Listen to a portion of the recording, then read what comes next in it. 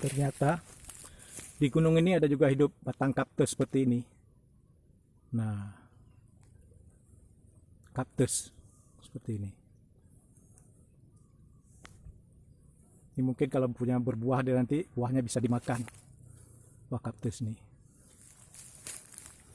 Nah, kaktus.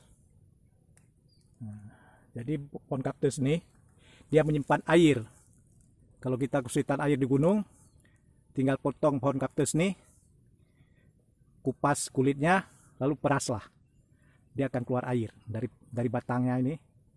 Batang pelepah pohon kaktusnya akan keluar air. Nah, ini batangnya begini. Pohon kaktus nih.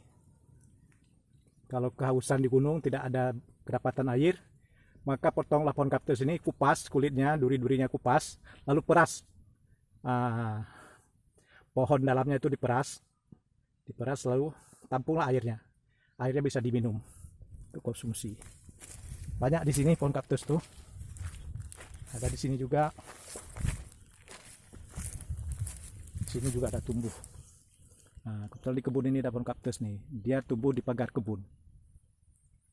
Kaktus. Nah, ini dia ada di pagar kebun. Pohon kaktus nih, ini agak lebih besar sedikit.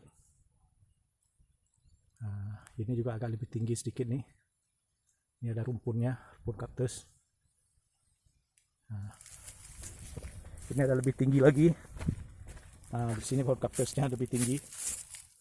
Jadi kalau bila di tempat gunung, kehausan nggak ada air, maka ambillah pohon kaktus ini, kupas kulitnya, tidak ada duri lagi, peras airnya.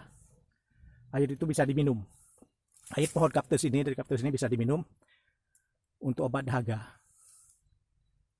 Nah, ini pohon kaktusnya. Nah, ini pohonnya. Nah, ini dia. Banyak di sini rupanya di Gunung Lamkunyan ini banyak pohon kaktus.